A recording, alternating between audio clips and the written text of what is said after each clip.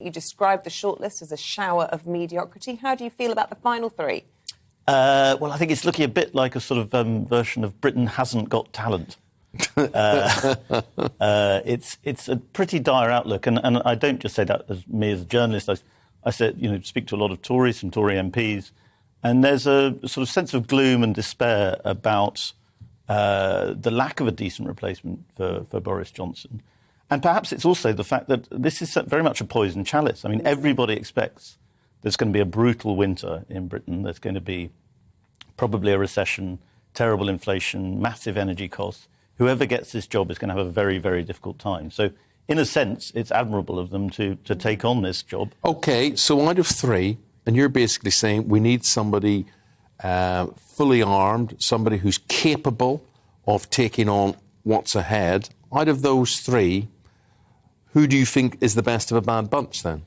I'd probably say Rishi Sunak is the best of a bad bunch. Will the membership agree with you? That is the question. No, I don't think they will. I think they see him as everything that was bad about Boris and nothing that was good. They regard his chancellorship as a disaster, which it was. But then I would say on the plus side, he does have some economic competence. He is intelligent. He's highly intelligent.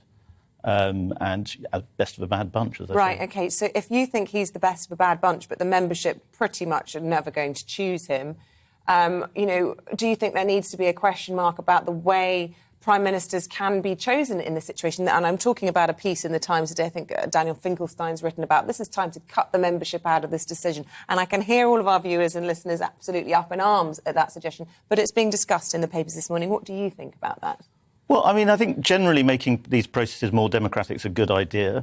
I think you would need more scrutiny. You'd need more debates, more varied debates, because, the fact is Kemi Badenoch was a very impressive candidate, an outsider in many ways, but she had very little scrutiny.